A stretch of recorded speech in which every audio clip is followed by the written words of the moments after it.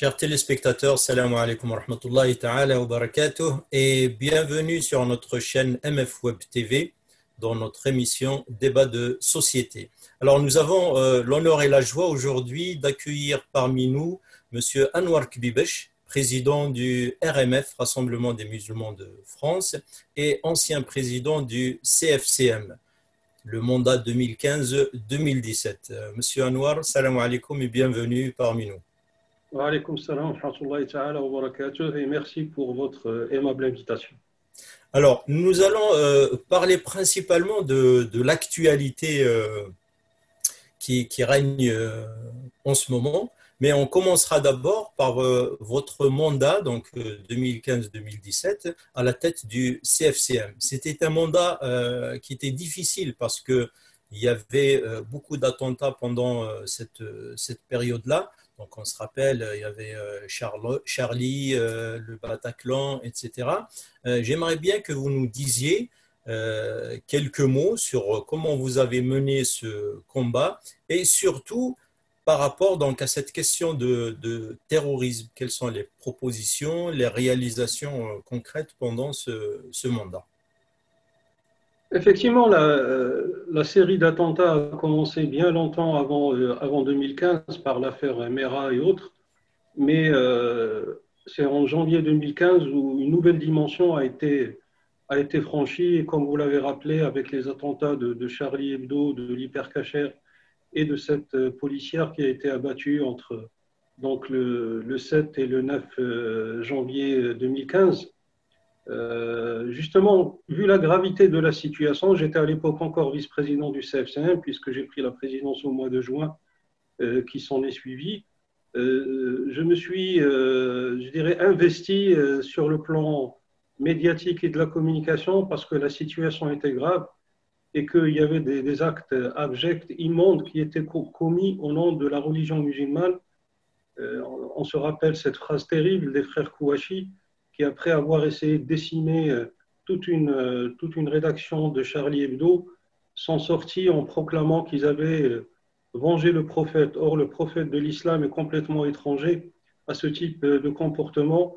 Nous savons bien que le prophète Mohammed sallallahu alayhi wa sallam a été insulté, a été injurié, il a été traité de sorcier, il a été traité de fou, il a été lapidé par des pierres quand il est allé voir à Taïf et que là il a été pourchassé jusqu'à ce que certains de ses dents sallallahu alayhi wa sallam, ont été cassés et l'ange Gabriel est venu le voir pour lui dire si tu veux je peux renverser les montagnes qui entourent Taïf sur leurs habitants.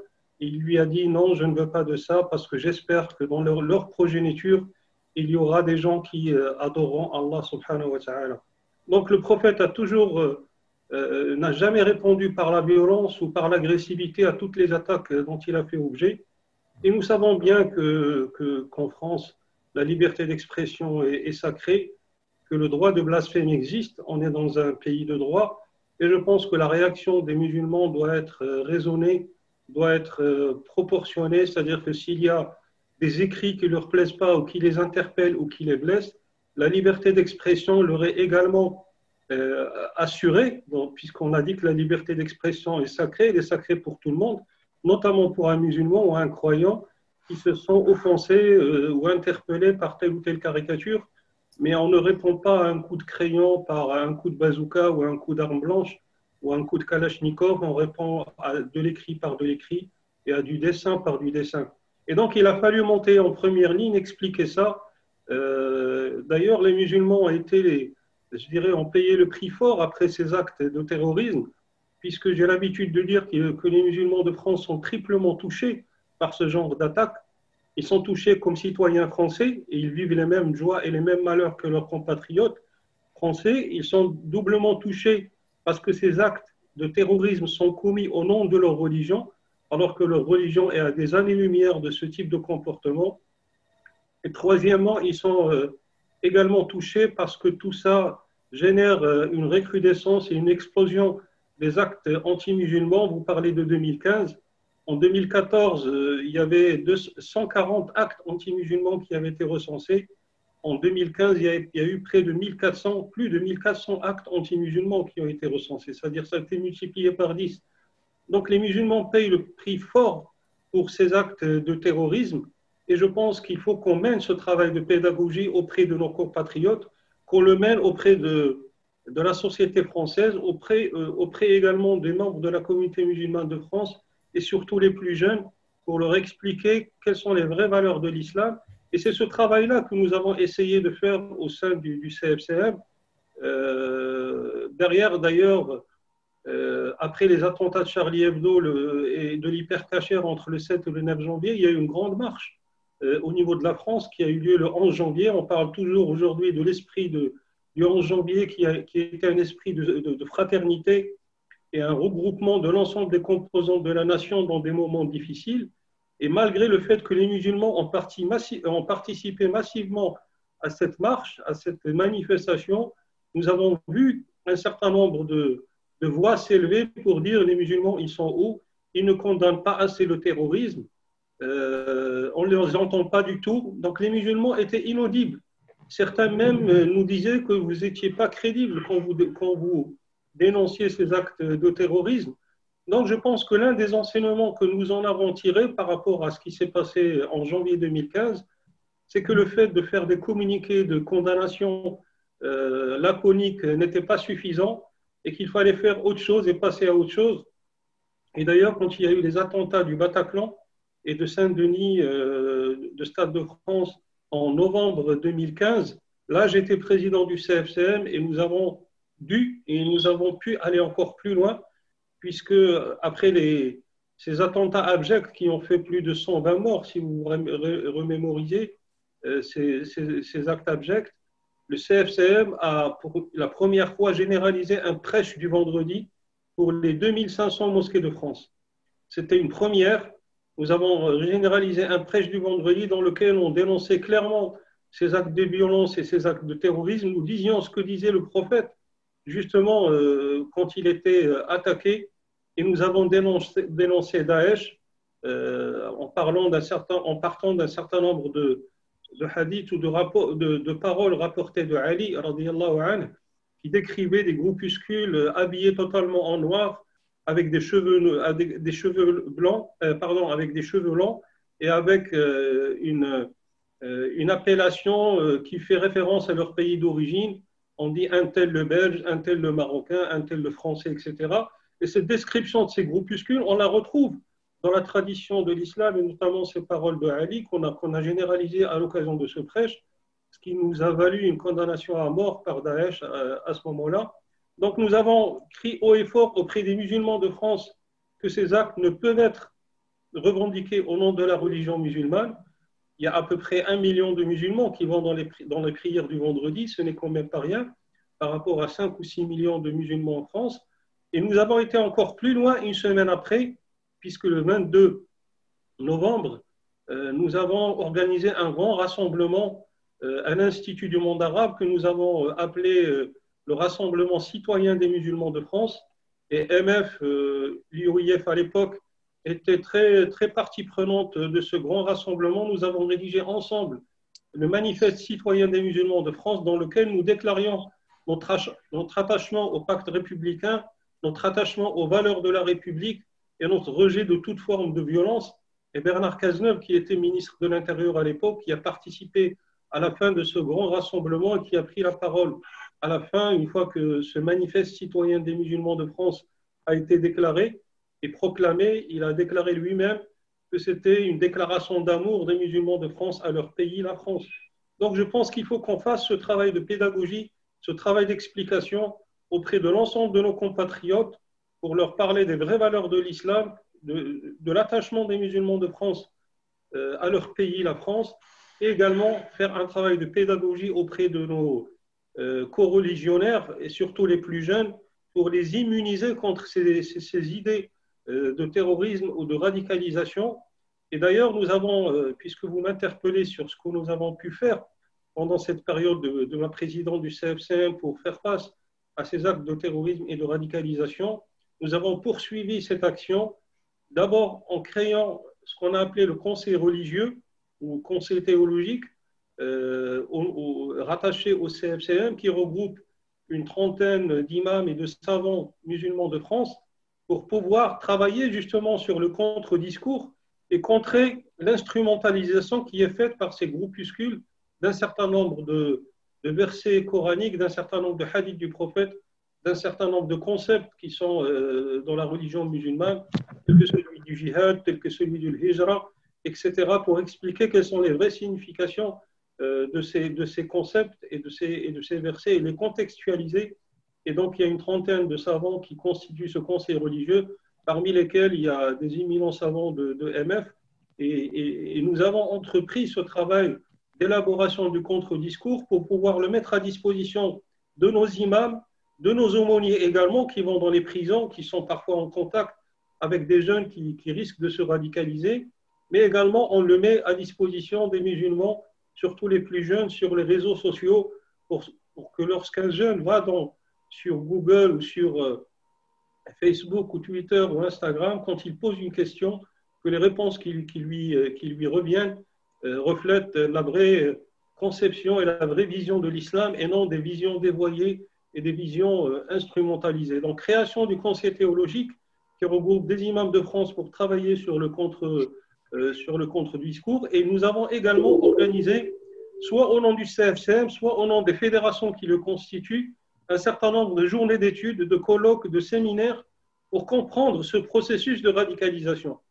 Parce que ceux qui ont commis ces actes abjects, ils sont passés par l'école de la République. Et malgré ça,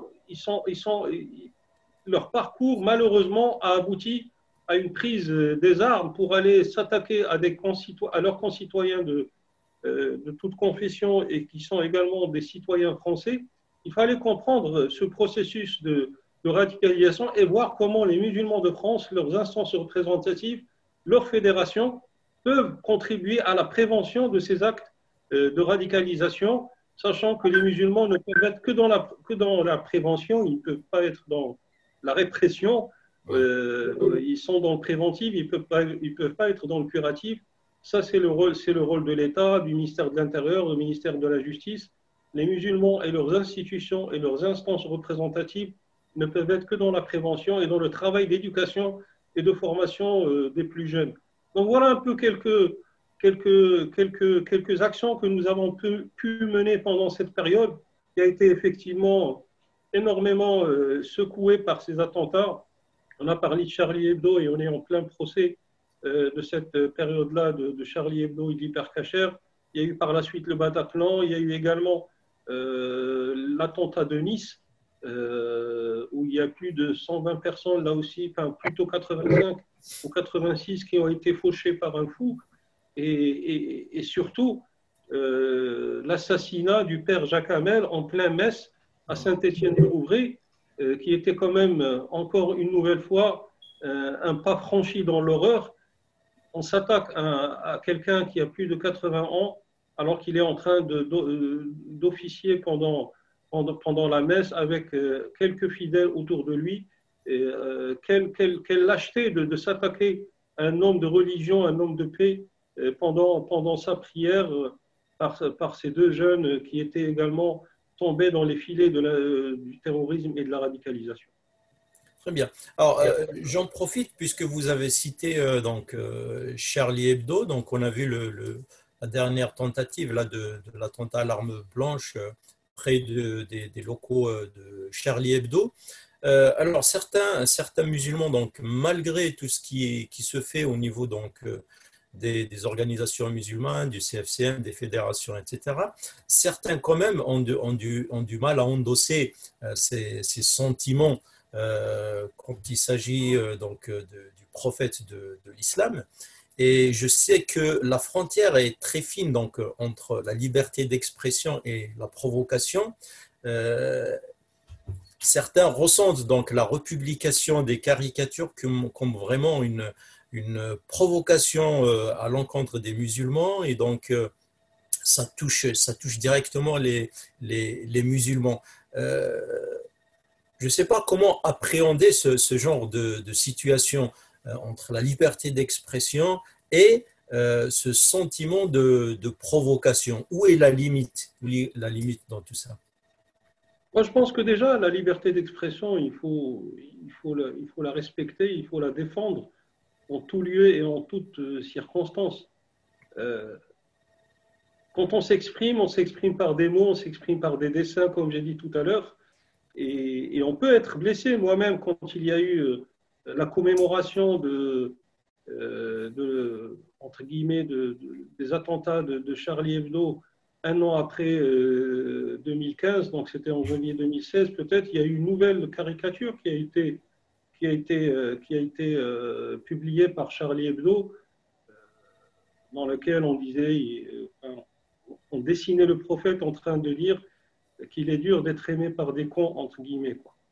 Et donc, ce type de caricature, moi, je ne le trouve pas très drôle et je le trouve pas, je dirais, même sur le plan artistique, d'une grande valeur, mais c'est mon sentiment et c'est ma liberté d'expression de le dire.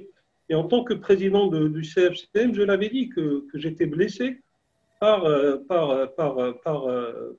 de tels dessins. Mais quand on s'exprime de cette nature-là, on reste dans la liberté d'expression qui doit être garantie pour tous. De là à aller, comme pour certains jeunes, aller blesser les autres physiquement, voire les tuer, l'islam ne peut en aucun cas cautionner ce type de comportement. Et d'ailleurs, comme je l'ai rappelé au départ, le prophète lui-même a été confronté à ce type de situation et sa réponse a été d'une grande sagesse et d'une grande civilité. Donc je pense que la liberté d'expression, il faut la défendre, il faut la garantir.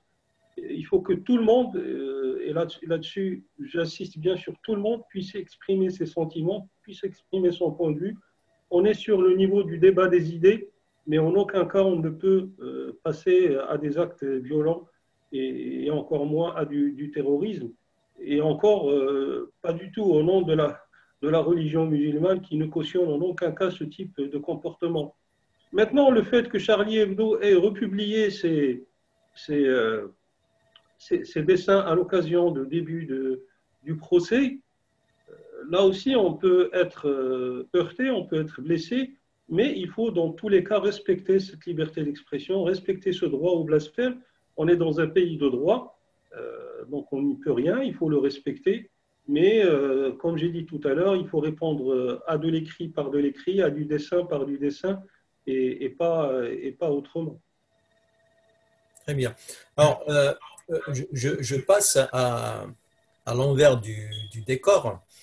Donc, ces derniers mois, on a vu qu'il y a eu une recrudescence d'actes islamophobes ou anti-musulmans.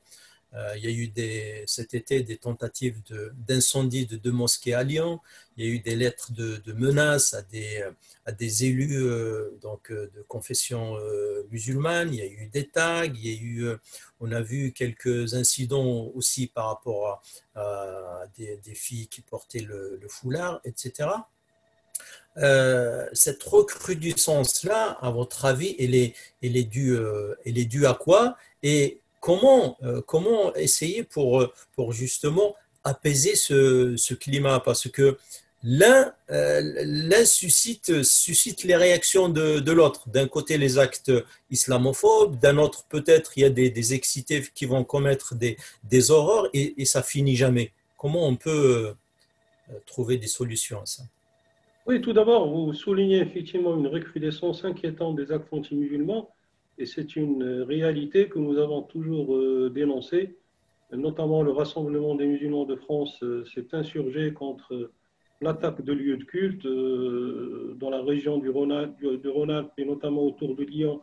Il y a eu deux attaques en à peine une semaine successives. Il y a des personnes physiques qui sont attaquées, des personnes morales qui sont également attaquées.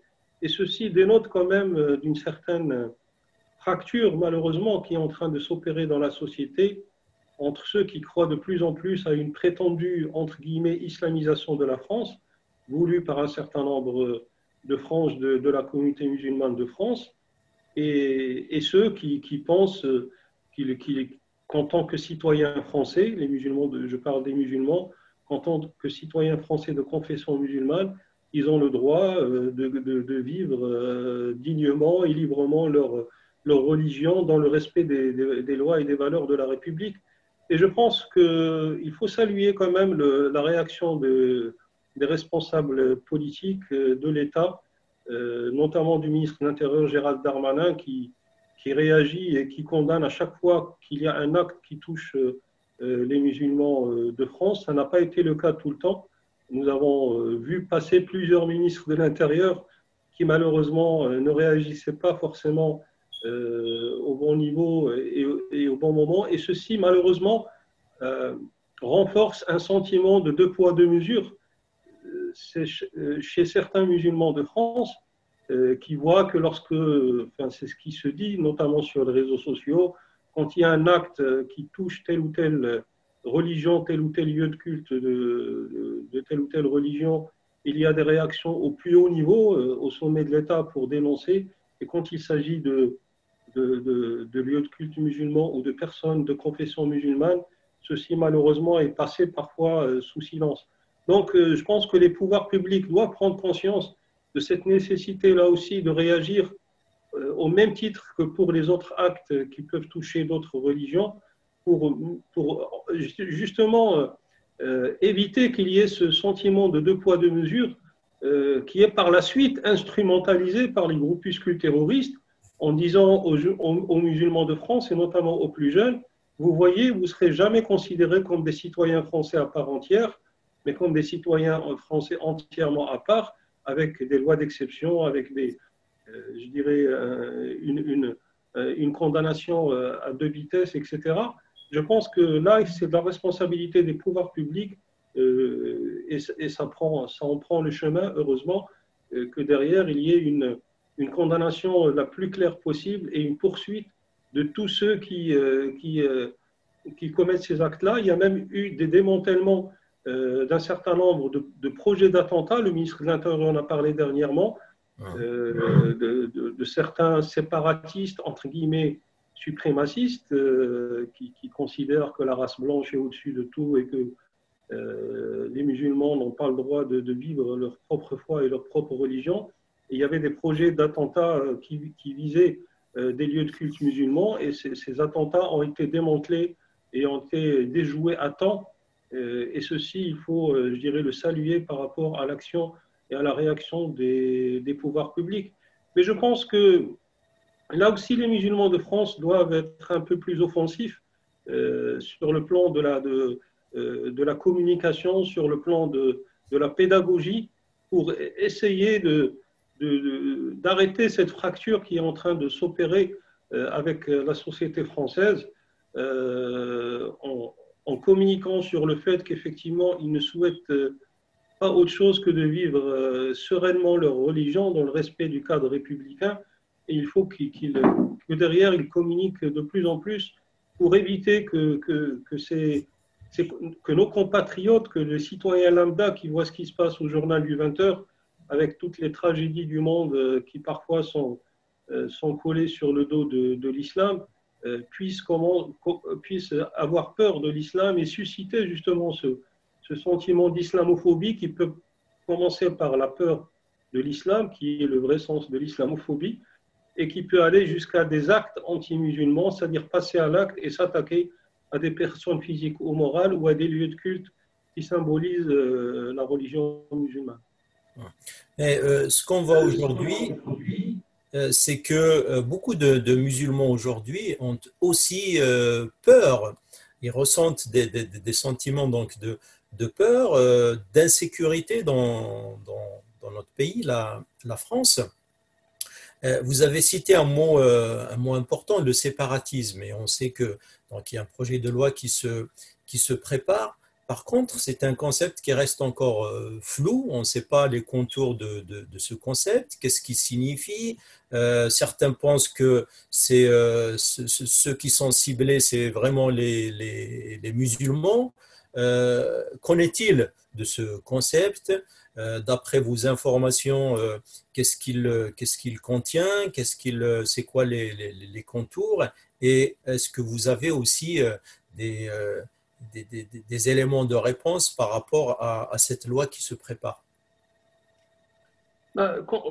Quand nous étions reçus par le président de la République ou par le ministre de l'Intérieur à la veille des élections municipales, par exemple, ou en préparation des élections municipales, déjà à l'époque, on parlait d'un projet de loi contre le communautarisme, pour lutter contre le communautarisme. Donc le mot qui était mis en avant, c'est le communautarisme.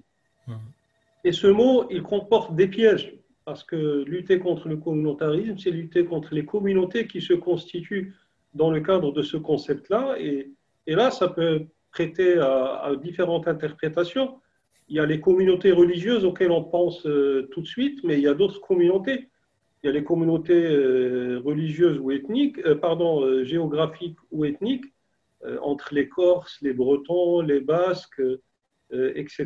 Il y a aussi des communautés qui se basent sur un certain nombre d'idées ou d'idéologies ou de convictions. Par exemple, il y a un parti politique qui s'appelle Chasse, Pêche, Nature et Tradition, qui a même présenté des candidats aux différentes élections, et notamment à l'élection présidentielle. Il représente une communauté, c'est la communauté des chasseurs, la communauté des pêcheurs, la communauté de ceux qui défendent la nature. Et donc, est-ce que ces communautés-là tomberaient également sous le coup de la loi contre le communautarisme? Donc, le mot communauté ou communautarisme comportait des pièges. Et donc, au discours du président de la République du 17 février à Mulhouse, il a parlé de séparatisme et de séparatisme islamiste en plus. Donc, nous avions indiqué que c'était à double tranchant, parce que ça permettait de sortir du piège qui était tendu avec le mot communautarisme, mais ça, on n'était pas totalement sorti de l'auberge, entre guillemets, puisqu'il y a toujours un risque d'interprétation et de malinterprétation de ce qu'on entend par le séparatisme, en plus le séparatisme islamiste. Ce que nous avons compris, et donc nous avons demandé à ce qu'il y ait une clarification justement de ce concept et de ce mot, et notamment quand le Premier ministre Jean Castex avait fait sa déclaration de politique générale à l'Assemblée nationale et début juillet, le lendemain, le Rassemblement des musulmans de France a appelé à une clarification de ce terme pour éviter justement tout amalgame entre islam, islamisme, terrorisme, séparatisme. Et d'ailleurs, le président de la République lui-même, à Mulhouse, il a indiqué qu'il s'agissait en aucun cas de faire un projet de loi contre l'islam, parce que ça n'a pas de sens. Et la laïcité en France garantit justement la liberté de conscience et la liberté de culte, et les musulmans qui sont des citoyens comme les autres ont les mêmes droits et les mêmes devoirs. Par contre, ce qu'on comprend, donc il y a une nécessité de clarification. Ce que nous avons compris jusqu'à maintenant de ce concept, c'est que ça vise un certain nombre de groupuscules ou de personnes qui, de par leur interprétation de telle ou telle religion, de telle ou telle idéologie, aboutissent à une démarche ou à une posture de rupture par rapport à la société et de séparation d'un groupe ou d'une communauté du reste de la communauté nationale. Et donc après, ça peut aboutir, ça peut aller jusqu'à des actes, des phénomènes de radicalisation ou des actes de violence, voire de terrorisme, mais ça peut rester dans un comportement individuel ou collectif qui traduit une rupture par rapport au reste de la société, et donc une séparation d'une partie de cette société-là par rapport à la communauté nationale. Donc c'est très subtil comme concept. Il faut faire attention justement à ces risques d'amalgame avec telle ou telle pratique religieuse ou tel comportement de citoyens français de confession musulmane. Donc c'est pour ça que nous avons dit au sein du RMF que nous restons très vigilants et très attentifs au projet de loi qui est en préparation et que derrière, il fallait absolument éviter une énième stigmatisation des musulmans de France, et que nous regarderons dans un état d'esprit constructif, bien sûr, parce que nous voyons bien que, je parlais tout à l'heure, à l'occasion d'actes anti-musulmans ou islamophobes, de cette rupture qui est en train de se faire au sein de la société. Justement, il faut faire en sorte que s'il y a de nouvelles dispositions qui sont mises en place, elles permettent d'éviter cette rupture-là et de ne pas l'accentuer. Et donc, nous serons très vigilants et très regardants sur ce qui sera proposé et nous ferons les commentaires nécessaires à ce moment-là. Mais c'est un concept qui permet de sortir du piège du communautarisme tel qu'il est étendu, mais qui comporte quand même un certain nombre de risques si certaines ambiguïtés ne sont pas levées, avec un risque d'amalgame entre l'islam et cette notion-là de séparatisme islamiste. Et derrière, je pense que les musulmans de France doivent rester dans une attitude constructive et de concertation et de coordination de leurs efforts avec tous les acteurs de la société, notamment avec les pouvoirs publics, pour renforcer le vivre ensemble au sein de la société française. Alors, on a vu la semaine dernière, donc, on était avec le président de Musulmans de France, M. Amar Lasfar, qui disait par rapport à cette question que les musulmans, dans leur majorité, ne sont pas concernés par cette loi, parce qu'ils vivent paisiblement leur islam, ils sont intégrés dans la République, ils aiment leur pays. Il y a peut-être des individus, donc par-ci, par-là, qui, d'une façon ou d'une autre, peuvent commettre certaines horreurs. Et puis, il y a aussi, on a entendu des réactions de la part des protestants par rapport à ce projet de loi. Et puis, certains politiques aussi qui tirent des sonnettes d'alarme pour ne pas tomber donc, dans des dérives, justement, par rapport au communautarisme, par rapport aux musulmans, etc. Donc, on voit bien que c'est très complexe et que vraiment, c'est pas encore clair et tout le monde appréhende donc cette loi. Si je peux me permettre d'ajouter quelque chose, dans ce que vous dites, en fait, je comprends. Il y a aussi récemment, j'ai vu passer une lettre de syndicats et d'un ensemble de personnes qui étaient contre cette loi. Et comme vous l'avez expliqué, exposé, on comprend que c'est peut-être une amélioration d'une loi anti-secte, puisque les sectes, par définition, ils sont en rupture, justement, par rapport à la société. Justement, toutes ces remarques ou ces commentaires démontrent qu'il faut bien clarifier de quoi on parle exactement et bien identifier et caractériser la situation et le phénomène et avoir les réponses adéquates. Je pense qu'il y a une concertation qui a été lancée par le ministère de l'Intérieur auprès de l'ensemble des représentants des différents cultes, auprès d'un certain nombre d'acteurs de la société civile qui seront également auditionnés. Et je pense que justement, le gouvernement a senti ce risque d'amalgame ou ce risque de mauvaise interprétation. Il prend le temps du dialogue, le temps de la concertation, et c'est une bonne chose. Et je pense que l'ensemble des composantes de l'islam de France, comme on dit, sont prêtes à participer à ce dialogue et à cette concertation. Maintenant, dans cette démarche, il ne faut pas se tromper de combat et il ne faut pas se tromper de débat non plus.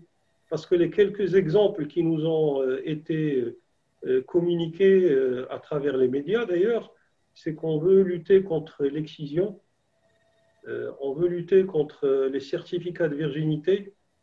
Moi, je me pose la question de quelle est l'ampleur de ces phénomènes.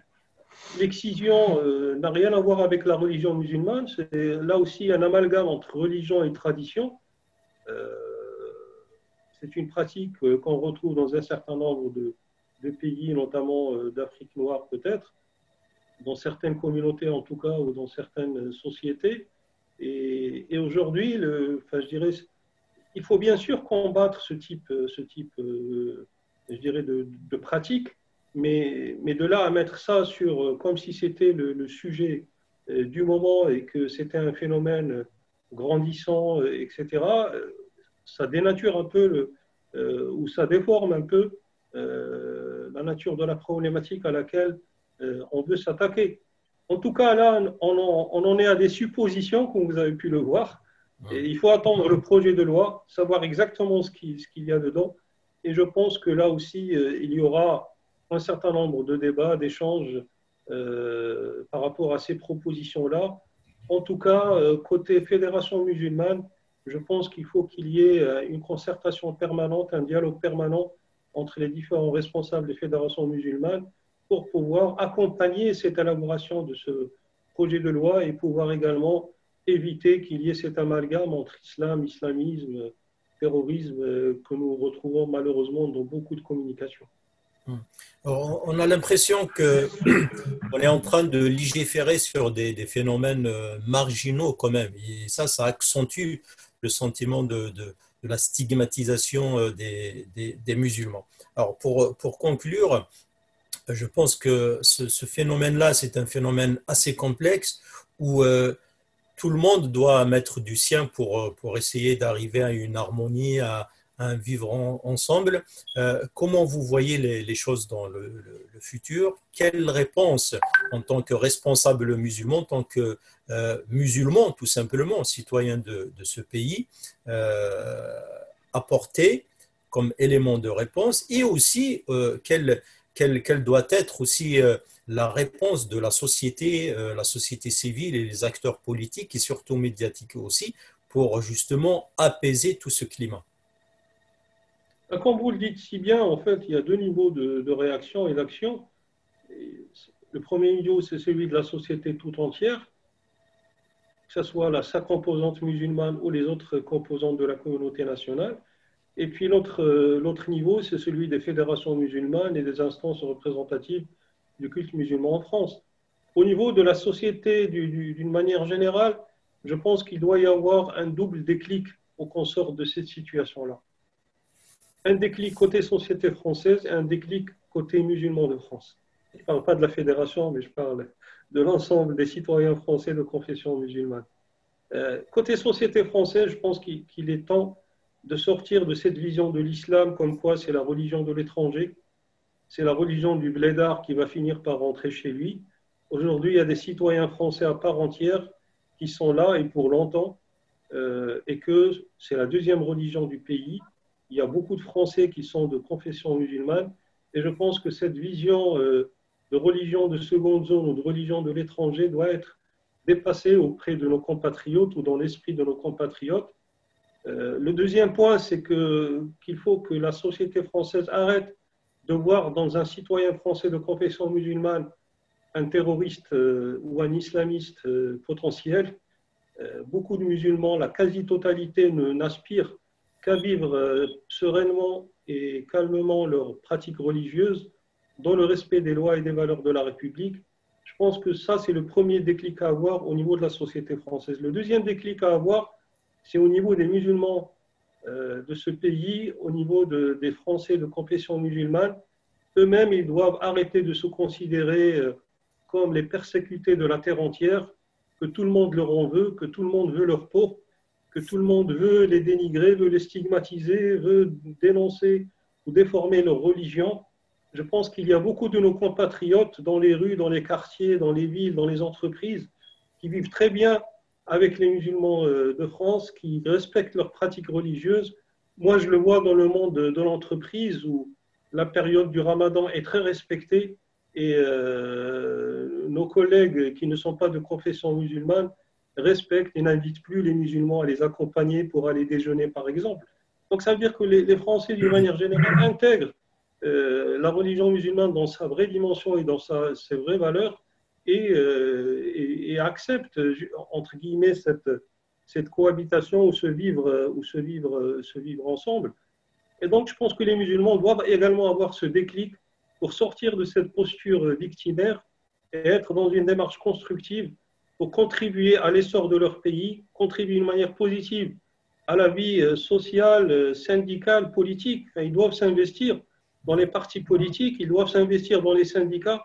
Bien sûr, éviter de créer un parti des musulmans de France, parce que là, ça serait la concrétisation, entre guillemets, du communautarisme, mais rentrer dans les partis politiques existants, participer au débat d'idées, au débat politique, participer dans les associations de quartier, dans les fédérations de parents d'élèves, dans les lycées de leurs enfants ou dans les collèges de leurs enfants.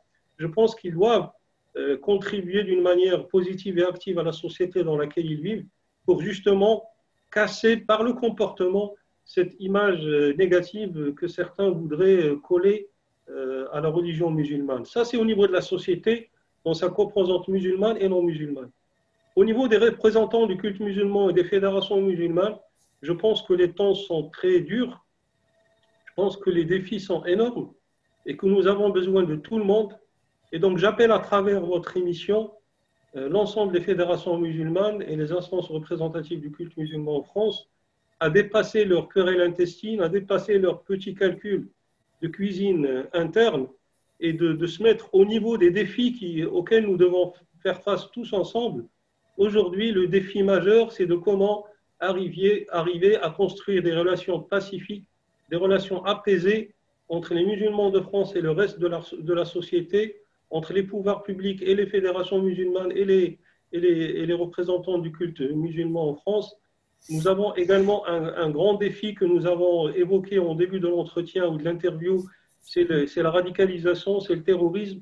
Et nous avons besoin de tout le monde pour juguler ce phénomène des temps modernes, qui est un peu la gangrène des temps modernes. Donc, rassemblons-nous et mettons-nous la main dans la main pour pouvoir relever ces défis majeurs. Alors, si je peux me permettre, je rebondis sur ce que vous avez dit. La participation donc, des musulmans, comme vous avez dit, dans la société, etc., est perçue par certains comme de l'entrisme. Et donc, on est un petit peu coincé. Donc, soit les musulmans sont considérés comme des marginaux, et s'ils essayent de contribuer, c'est de l'entrisme. Qu'est-ce qu'ils doivent faire, ces musulmans? Justement, enfin, c'est ce que je disais tout à l'heure, nous faisons l'objet d'un procès d'intention et à chaque fois, il faut montrer patte blanche, à chaque fois, il faut démontrer ses bonnes intentions. Mais à un moment donné, il ne faut plus s'arrêter à ça parce qu'on va passer notre vie à nous justifier, à expliquer que notre démarche est sincère et que nous voulons que du bien à notre pays. Je pense qu'il faut le démontrer par l'action et plus par les paroles et plus par les justifications. Investissons-nous concrètement dans toutes ces instances, dans tous ces cercles et contribuons d'une manière positive. Et je pense que petit à petit, l'image changera et petit à petit, l'attitude des autres changera et on arrêtera de parler d'entrisme ou de noyautage des partis politiques ou des institutions de la République. Et je pense qu'aujourd'hui, le niveau à la fois de formation, le niveau intellectuel, le niveau de prise de conscience des musulmans de France est élevé, on n'a pas à en rougir. Et aujourd'hui, nous avons beaucoup de compétences qui doivent contribuer au développement de notre pays et au renforcement du vivre ensemble. Monsieur Anwar Kubesh, président du RMF, Rassemblement des musulmans de France, et ancien président du CFCM, merci d'avoir accepté notre invitation. Merci pour ces réponses claires et franches.